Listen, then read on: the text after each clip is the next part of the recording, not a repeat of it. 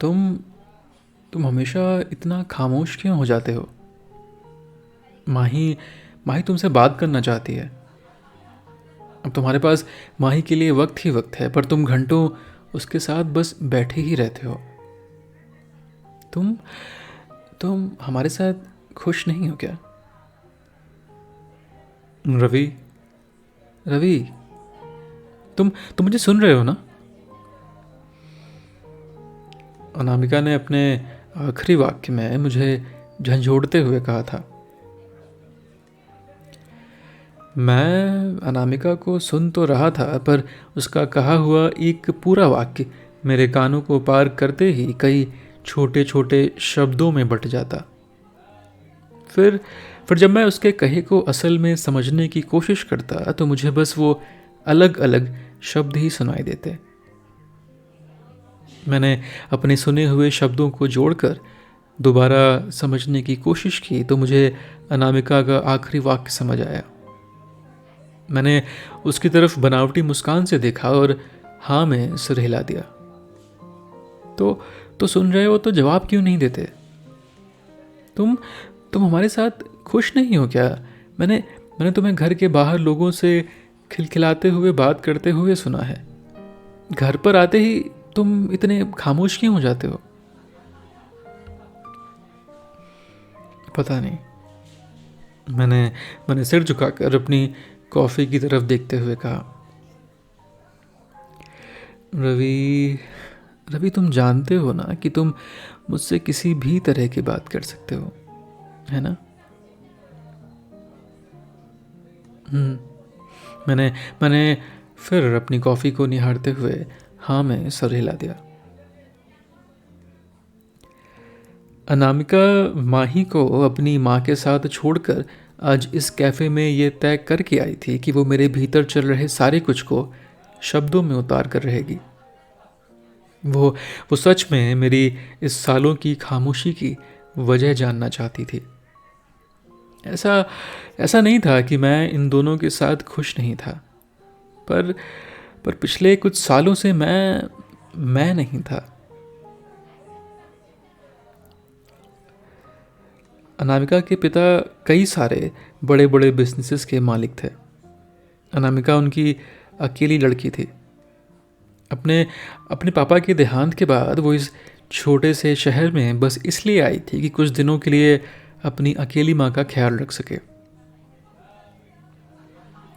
उसकी माँ पापा के जाने के बाद पहले से ज़्यादा बीमार रहने लगी थी। वो अचानक डायमेंशिया की बीमारी का शिकार हो गई थी। अब उसे अब उसे कुछ भी ज़्यादा देर तक याद नहीं रहता था। अनामिका के पापा का बिजनेस कुछ इस तरह फैला हुआ था कि उसे ऑफिस जाकर संभालने की किसी को ज़रूरत नहीं थी। कारखानों के पुराने मैनेजर्स और अकाउंटेंट हर महीने का हिसाब अनामिका को मेल कर दिया करते। इस हिसाब के बाद उसे इतना कुछ मिल जाया करता था कि हम में से किसी को शायद कभी भी काम करने की कोई ज़रूरत नहीं थी।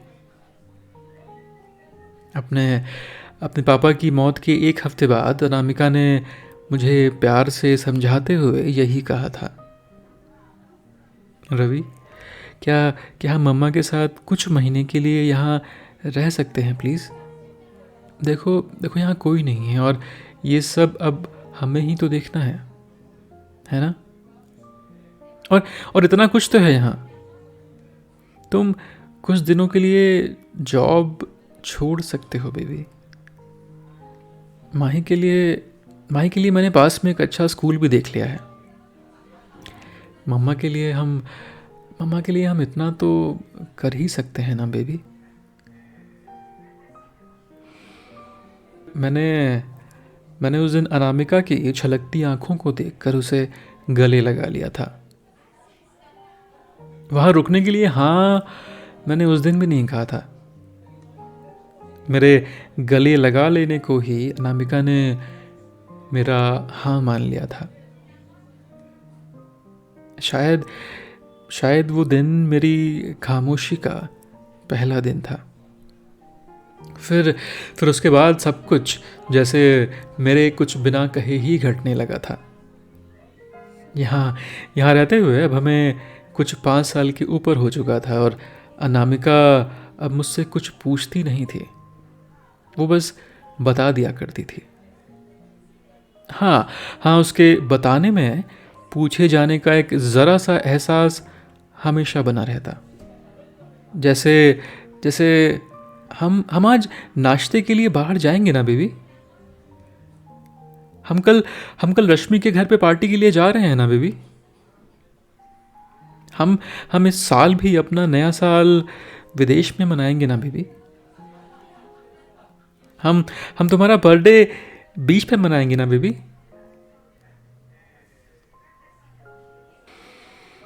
वो वो हर बार अपने लिए हुए निर्णयों को सवालिया रूप देकर मेरे सामने रखती, और मैं हर बार की तरह उसे सवाल ना मानकर अपने लिए एक उद्घोष मान लिया करता। हाँ, अनामिका के लिए गए सारे निर्णय हमारी आर्थिक और सामाजिक स्थिति के लिए सही थे। हमारे पास हमारे पास वो सब कुछ था जिसे आज के समय में एक खुशहाल और समृद्ध परिवार कहा जा सकता है। बस बस इस खुशहाल परिवार में मेरी आवाज़ कहीं गुम हो गई थी। मुझे मुझे खामोश रहने की इतनी आदत हो गई थी कि मुझे अपनी बात कहने के लिए अब शब्द ही नहीं मिलते थे। मैं उन शब्दों को बांधना चाहता तो वो टूटकर ज़मीं पर कहीं बिखरे नजर आते, और मैं सिर झुकाकर छटपटाते हुए उन अनगिनत शब्दों को बटोरने लगता। जैसे जैसे ठीक इस वक्त मैं अपनी कॉफ़ी के कप के किनारों पर अपने बिखरे हुए शब्दों को बटोरने की कोशिश कर रहा था, और मेरे सारे शब्द मेरी ठंडी कॉफ़ी में कहीं डूबते जा रहे थे। रवि, रवि, तुम मुझसे बात कर सकते हो बेबी? अनामिका ने अनामिका ने मेरी हथेली पर अपना हाथ रखते हुए कहा। मैंने मैंने कॉफ़ी का एक घूंट लिया तो लगा कॉफ़ी में घुले हुए शब्द अब मेरे भीतर कहीं उतरने लगे हैं। मैं मैं तुमसे इतना डरने क्यों लगा हूँ? नहीं, नहीं, ये वो डर नहीं है जहाँ तुम मुझे किसी भी तरह का नुकसान पहुँचा सकती हो। ये डर वो डर है जहाँ मैं तुम्हें चोट पहुँचाने से डरता हूँ। मुझे लगता है कि मैं तुमसे कुछ भी कहूँगा तो तुम्हें भीतर कहीं आघात पहुँचेगा और तुम टूट जाओगे। तुम्हें तुम्हें टूटा हुआ देखना मुझे हमेशा मेरी हार के करीब ले जाया करता है। मैं तुम्हारे इस खुशहाल शहर में हर रोज अपने पिछले दिन से कहीं ज्यादा हारता जा रहा हूं। यहां यहां मुझे कुछ भी मेरा नहीं लगता। ये शहर तुम्हारा है, ये घर तुम्हारा है, बाहर खड़ी ये कार भी तुम्हारी है, हमारे बीच जो रिश्ता है वो भी बस तुम्हारा रिश्ता है। उस रिश्ते में मेरी पहचान बस इतनी सी है कि मैं तुम्हारा पति हूं। कभी कभी कभी कभी तो माही मुझे मेरी अपनी लगती है, पर तुम जिस तौर तरीके में उसे ढालना चाहती हो वो धीरे धीरे तुम में बदलती जा रही है। अब मुझे वो भी बस तुम्हारी बेटी लगती है। नहीं, नहीं, तुम गलत नहीं हो। तुम गलत नहीं हो, बस तुम बहुत ज्यादा सही हो। तुम हर वक्त बस सही करना चाहती हो। तुम्हारी हर बात, हर किया हुआ बस सही की श्रेणी में आता है। तुम्हारे तुम्हारे सही के बीच में अब मैं गलतियां करने से डरने लगा हूं। मुझे लगता है कि मैंने तुम्हारे घर की खिड़की का पर्दा दाईं तरफ सरकाने की जगह अगर बाईं तरफ सरका दिया तो मैं बहुत बड़ी गलती कर बैठूंगा।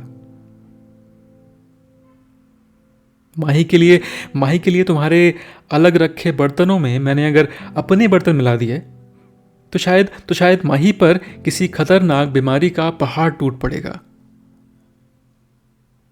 मैं तुम्हारे सामने किसी दूसरे से बात करने से डरता हूँ, जैसे तुम मेरे कहे गए को लगातार जज कर रही हो। मैं जानता हूँ तुम मुझे एक बेहतर पति, बेहतर पिता और बेहतर बेटा बनाना चाहती हो, पर मैं कभी कभी बस मैं बने रहना चाहता हूँ। मैं जो शायद बस गलतियों का बना हुआ हूँ। मैं जो बस गलत सोचता हूँ, बस गलत देखता हूँ, बस गलत सुन सकता हूँ और बस गलत तरह से ही बात कर सकता हूँ। पर पर मैं बात करना चाहता हूँ। पर हर बार बोलने के पहले मैं अपने शब्दों को तुम्हारे सही के मापदंड से मिलाकर देखने लगता, और जैसे ही मेरे ये शब्द तुम्हारे सही के मापदंड के सामने आते, खुद को ज़मीन पर बिखरा हुआ पाते। और मैं हड़बड़ाकर अपने इन बिखरे हुए शब्दों को ज़मीन से बटोरने लग जाता हूँ। मेरे भीतर इन बटोरे हुए शब्दों का एक बड़ा सा पहाड़ बनता जा रहा है, और मैं इस बड़े से पहाड़ के नीचे कहीं दबता चला जा रहा हूँ।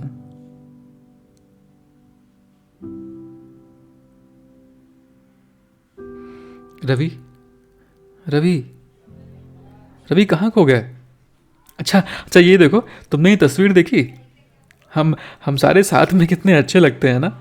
We are like perfect family, है ना। मैंने मैंने कॉफ़ी से नज़र उठाकर देखा तो अनामिका अपने फ़ोन पर कोई तस्वीर देखकर मुस्कुरा रही थी। उसने उसने अपना फ़ोन मेरे चेहरे की तरफ बढ़ाया और पूछा, है ना Ravi, we are like perfect family ना। मैंने मैंने उसके फ़ोन की तरफ देखा और मुस्कुराकर 2 बार हाँ में अपना सिर हिला दिया।